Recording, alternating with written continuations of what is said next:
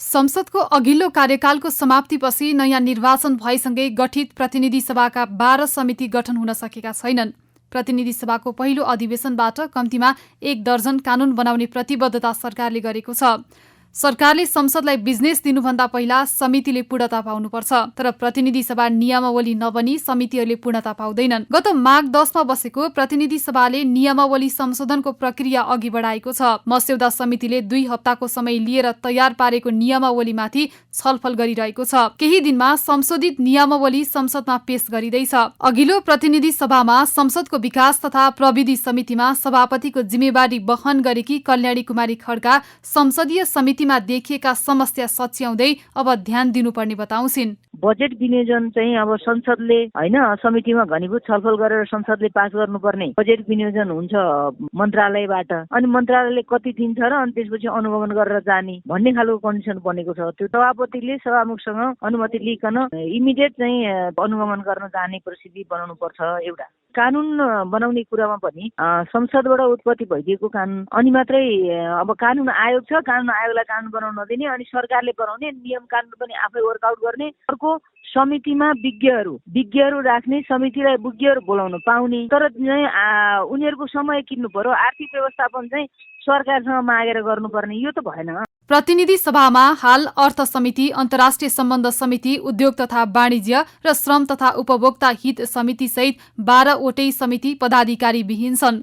संशोधित नियमावलीले समितिको संख्या थपघट गर्न सक्ने भए पनि यसपटक समितिको संख्या यथावत राखिने भएको छ।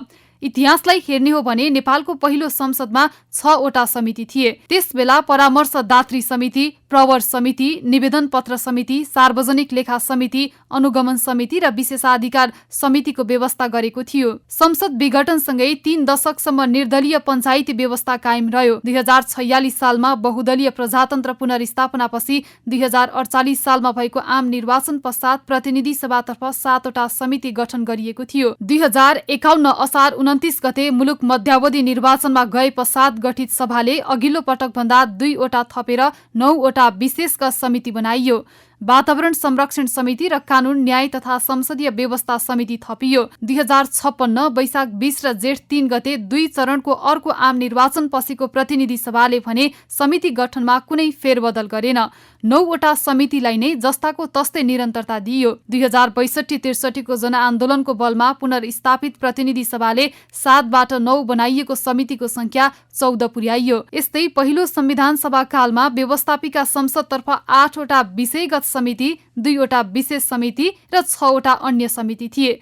दोस्रो संविधान सभा कालमा 11 विषयगत र सुनवाई विशेष समिति सहित 12 समिति थिए। संविधान जारी पश्चात 2074 मक्सिर 10 र 21 गते 2 चरणमा सम्पन्न निर्वाचन पश्चात गठित प्रतिनिधि सभामा 12 समिति छन्। नेपालको पहिलो संसददेखि हालसम्म सबै संसदमा संसदीय समिति क्रियाशील रहेका छन्। समय क्रममा सक्रियता र भूमिकाका आधारमा विभिन्न कालखण्डमा प्रभावशाली देखिएका संसदीय समितिको पछिल्लो काम कारबाही खासै प्रभावकारी हुन नसकेको टिप्पणी हुन थालेको छ।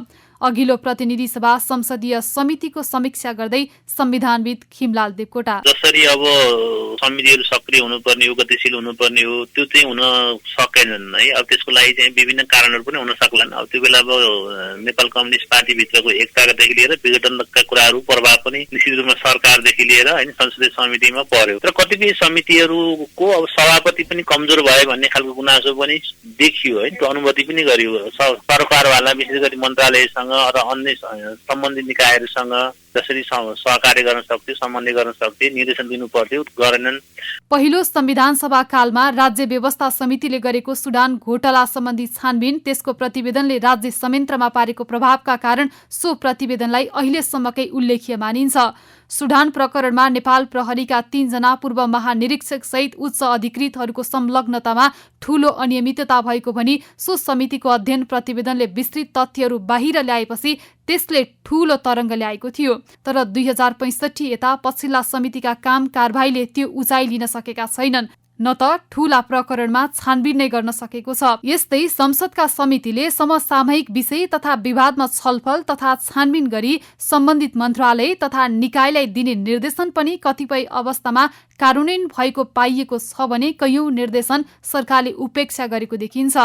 समितिले निर्देशन दिँदै जाने तर मन्त्रालय र सम्बन्धित निकायले सो निर्देशनको व्यवस्था गर्दै जाँदा समितिका निर्देशन केका लागि भन्ने अर्को प्रश्न उब्जिएको छ। त्यसै गरी संसदीय समितिका निर्देशनहरू बाध्यकारी हुन् कि होइनन् त भन्ने बहस पनि हुने गरेको छ।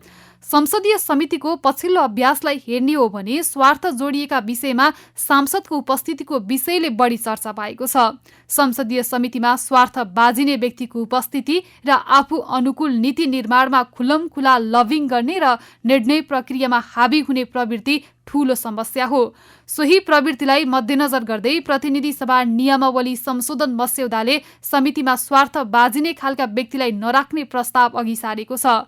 संशोधित प्रतिनिधि सभा नियमावलीमा के समेटिँदैछ त? प्रतिनिधि सभा नियमावली संशोधन मस्यौदा समितिका सदस्य लीलानाथ श्रेष्ठ।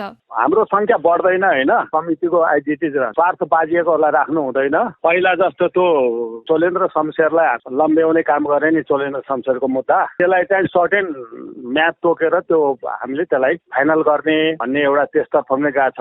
अर्को कुरा भनेको हामीले तपाईँको यो मान्नेहरू हुन्छ नि, फरारवाला केस छ नि, तिनीहरू फरार रहेको अवधिमा तलबहरू चाहिँ दिनु हुँदैन भन्नेतिर पनि गए। संसदीय समितिमा शीर्ष नेताको उपस्थितिले पनि समितिको प्रभावकारिताबारे धेरै थोरै बोल्छ। तर विगतलाई हेर्दा प्रमुख दलका शीर्ष नेताहरूले संसदीय समितिलाई खासै महत्त्व दिएको पाइँदैन। संसदीय समितिको प्रभावकारिता घट्दै गइरहेको अवस्थामा विगतका कमी कमजोरीलाई सच्याउँदै समितिलाई थप प्रभावकारी बनाउन संशोधित नियमावलीका प्रावधानहरू महत्त्वपूर्ण हुने ठानिएको छ। रेडियो कान्तिपुरका लागि तुलसी अर्याल।